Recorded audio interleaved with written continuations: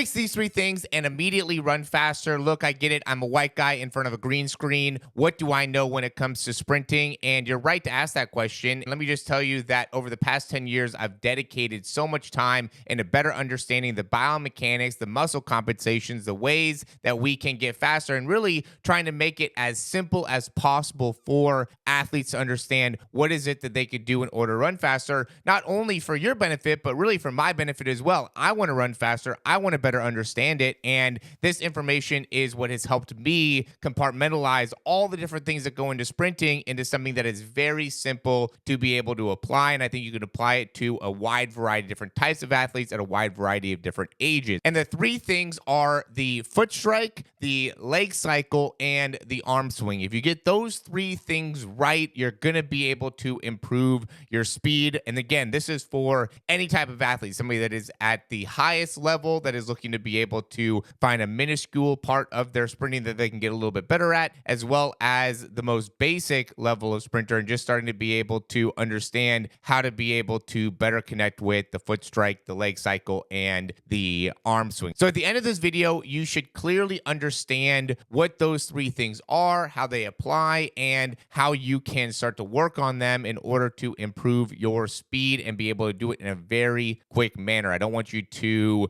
be watching this and at the end think, oh man, this is going to take months, this is going to take years, this is going to take so much time to be able to start to see results. If you do this correctly, you should start seeing results immediately within the next few days or weeks at the longest. And so again, I want to clearly define what we're talking about here. The first thing we're going to talk about is going to be the foot strike. And when we talk about the foot strike, what we're talking about is the ability to take the foot through the full range of motion as it is striking the ground, or the ankle through the full range of motion as striking the ground. So what we're going to first do is look at the top part of the stride. And so what we'll see is a wide variety of differences in terms of how much height athletes are able to get within the foot, which is going to directly impact how much force you're going to be able to generate into the ground. So in order to have a very good foot strike, we have to understand that we want to be able to maximize force. In order to maximize force, we need to have more height on the front side mechanics. Some of that's going to go into the leg cycle, which we'll go into in a few minutes. But first, we're going to talk about how we can, regardless of how high the foot is, how we want to be able to best maximize the force into the ground. Obviously, the higher the foot is off of the ground,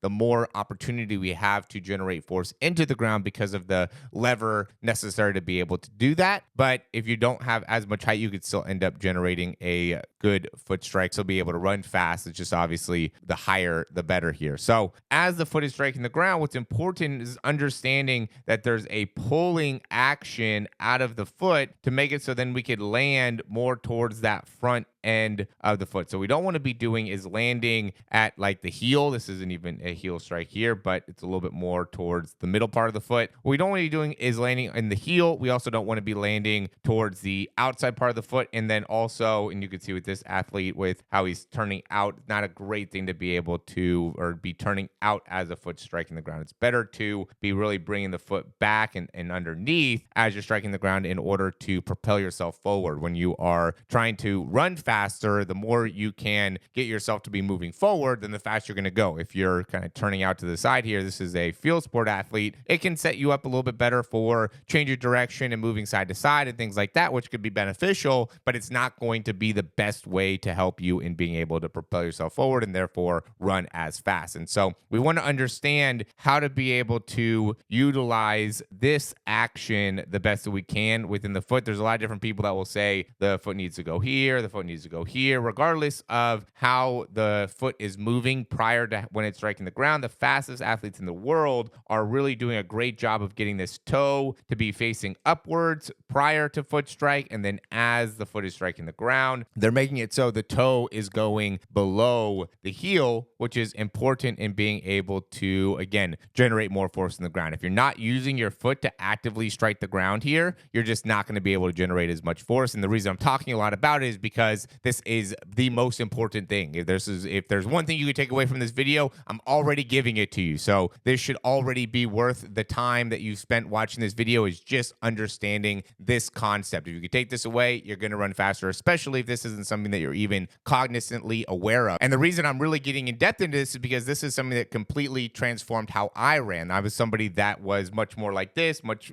more of a field sport athlete. I really only tried to move my legs as fast as I could and wasn't really thinking about what I'm doing within my foot, within the ankle. And once I was able to do that, it really transformed what I was able to do when it came to top speed and understanding how to properly build the top speed. So really important to really slow yourself down a little bit to be able to make sure that you understand how to strike the ground properly. Above, I'm going to leave a link for a video that I recently did that goes in depth into some different drills that you could do and as warm-ups that could help you with being able to do this. So the next thing that we want to be able to understand, and this is going to end up being different depending on when you're going through the start and the top speed, but it's still the same type of mentality around it, which is now we immediately want to push right back off. So what I'll commonly tell people is as soon as your foot strikes the ground, we want to be generating as much force as possible. We also want to be very bouncy with how that foot strikes the ground, which means that as it's striking, we want to immediately be getting that heel right back up off the ground. So then we could be pushing vertically with the foot to make it so then we can have an effective leg cycle. So what I'll commonly see, especially as people get going faster and faster, is that they'll end up getting a little bit too stuck with the foot going back behind too far. So they're spending too much time with the foot down on the ground or with their heel kind of closer to the ground, which makes it harder for them to be able to push off. As soon as your foot strikes, you really want to be quick in being able to use like that calf muscle. This is why it's important to have a strong calf, and why you see a lot of these sprinters have that very strong kind of high calf is because of when they are pushing off the ground. It happens immediately. When you wait too far back here, that's going to make it so then you have a lot more of that like longer calf, where the faster you're able to immediately push that heel up, that's going to make it so then you're going to have that higher kind of ball calf that you want to be able to run fast. So it's not about having a big, thick calf. It's really about having a very high calf and a long Achilles that's going to make it so you run faster. In order for you to do that,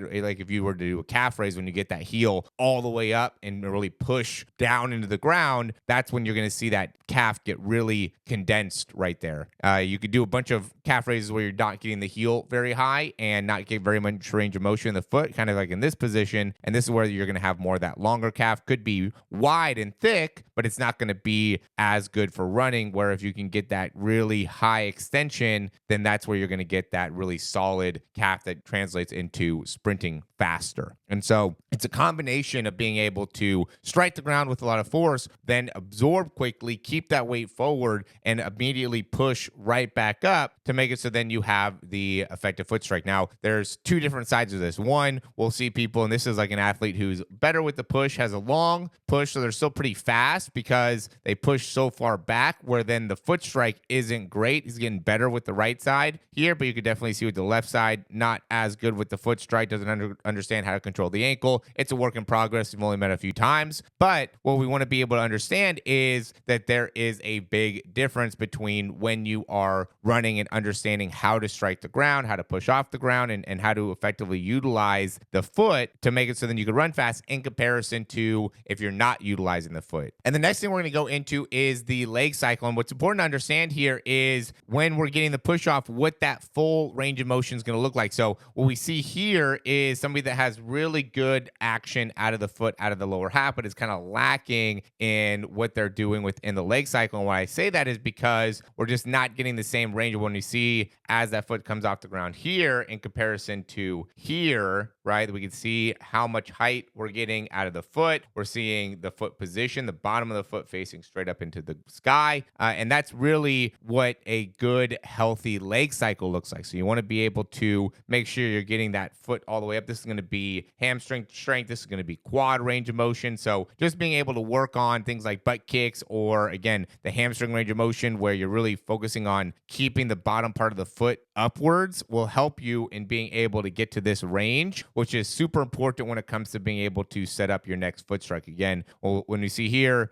with this athlete, he's not bad with how we can get how he gets the leg through, but we just want to be able to maximize that leg cycle the best we can. And we can see with Noah Lyles, he does a really good job with the backside and then really gets a great reach. So he gets a ton of separation here within his legs. Now, as the leg comes through, and really both guys do a good job of this, we want to maintain good height with the heel, good height with the foot. What we don't want to end up doing is dropping that foot down towards the ground when the leg is coming forward. This requires a lot of hip flexor strength as well as a lot of hamstring strength to be able to maintain good height here. So as your foot's coming through, and you can work on these things, I've talked about this in the past, you almost want to be pulling that heel up towards your thigh to maintain that height within the foot. And then we also want to be nice and strong with the hip flexor, nice and effective with the knee drive so we can get good height here. If you end up having that knee too low, not to say that's not necessarily going to be bad, it's just going to be hard to be able to get as effective with your top end speed unless you are able to really maximize the foot height and being able to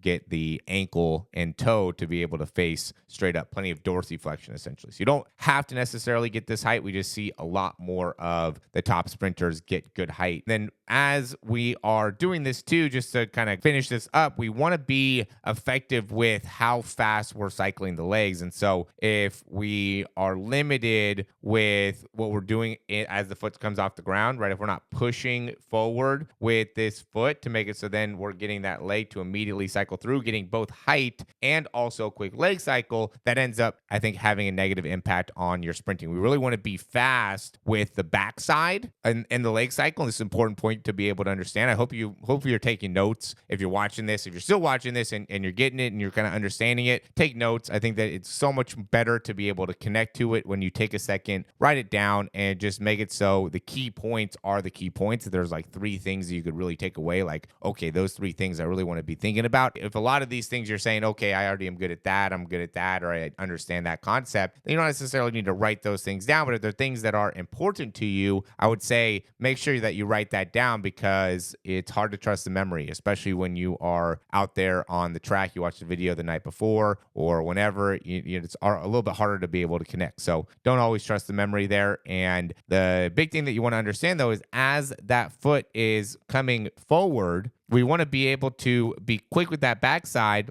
and then really create as much length here, right? So in your mind, you almost want to slow down the extension of the front side, right? So it's impossible to really get your legs to do that, right? But I think in my mind, it's helped me to be able to really think fast backside as long as I can front side. Okay, so quick as this foot comes off the ground. So I still want to be strong. I still want to be explosive as I'm pushing off, right? But then as that happens and we bring that leg through, now I want to think length. And this is a good thing that Justin does. He gets great length front side, which really helps him being able to build the speed. And that's going to be an important part of being able to make sure you could run as fast as possible as well, is really being able to create that length on the front side. So try to, in your mind, almost slow down the length on the front side. So then you have plenty of time to get the foot in the right spot. You can get plenty of range coming forward, and you also have plenty of time to be able to maximize that push off. It's all happening very, very quickly. I get it. It's very rapid, but if we can slow down a certain part of it, I would say it's going to be that reach and being able to get that foot out in front, especially when it comes to top speed. Not really the same thought process when you're going through your start and your drive phase and your acceleration. I still think you want to be thinking about pushing, but once you get to your top speed, and that's what most of you guys really want to understand here, how do I run faster? How do I get to a more top speed? Or how do I even hold my top speed? A lot of that has to do with what are we doing within that front side and how well we can maximize both the range of motion as well as being able to effectively use the foot to strike the ground. The last part is going to be the arm swing. And I think the arm swing is so important because it can be such a great way to be able to help you in being able to get that faster leg cycle and also to be able to maximize the range that you're getting within the lower half. So what happens is I'll see people that are very limited with what they're doing with their arms, or also will be maybe too much going on with the arms. Will be swinging an arm off to the side, or will just be throwing themselves off balance balance because of what they're doing with the elbows, what they're doing with the hands. So you really want to be aware of, with the arm swing, what movements are happening in the arms that are slowing you down or are just taking more time or more energy or more effort to be able to accomplish. Because what happens within the arm swing that I've found is, again, people will go off to the side or they'll be lifting their arms really high up. And what this does is it just throws off the balance of your sprinting mechanics. So the idea with the arms is really to be long on the backside, right? Most of the people that I know that are really fast have a really long backside mechanics, and it's more straight back. It's not to the side at all, and are pretty limited with what they're doing on the front side. And I usually have to kind of coach them like, hey, let's try to get a little bit more length coming forward. I'm never like, hey, you might be too far back here. It just ends up being, we could be spending too much time going back, which can end up slowing you down. So if somebody has a really long arm swing, I usually think that's a good thing. It just, how can we make it so we could do that quicker, which a lot of times has to do with the wrist. If you're not doing anything with the wrist, notice how his thumb is almost coming up. So he's like sucking his thumb and then he's pushing back. I usually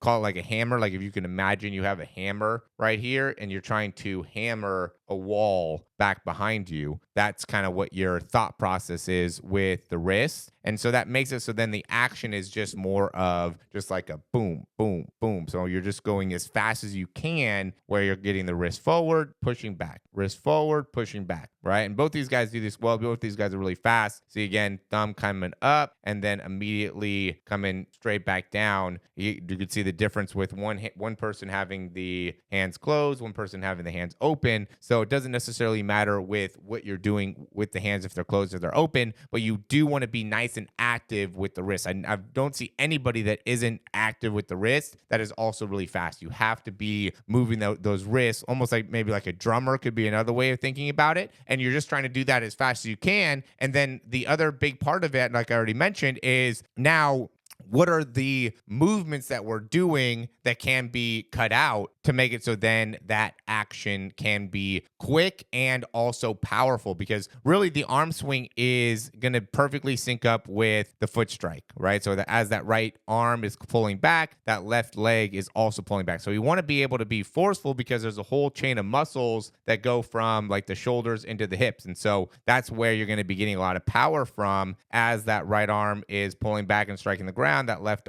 foot is also going to be striking the ground. And so if that arm is going off to the side, typically that means that you're going to be landing more on like the inside part of the foot. Or if we're not getting very much range with the arm as we're pulling back, then usually that foot strike is a little bit weaker. And so the better we can connect to that on each side and what we're doing within our arm swing that is positively and negatively impacting our arm swing, I think the better it's going to be for you to be able to understand how you can improve your speed, especially during the start. The start, for so many people, I see them just like too long, too slow with the arm swing, or they're just doing way too many things side to side with the arms. That's just making it so you're just not able to accelerate as well. Where when you can get those arms moving quick and a lot of times limit the actions, right? Make it so it's not as much with like the shoulders and it's more what are you doing with the wrists and making so your wrists are nice and active. That makes it so people will immediately get faster. And that's the idea of making this video is, again, I don't want you to be taking months or years or, these long periods of time to be able to immediately see results. You should see results right away when you're able to incorporate this into your sprinting. So I hope this helps. If it does, like and subscribe. That really helps us out a ton. You can check out some of the things that we have in terms of programs and things to help you with your sprinting. But the idea here is to make it so you can immediately see results within your own sprinting mechanics. Let me know down below how this helped you and if you have any questions. Thanks for watching. We'll talk to you soon.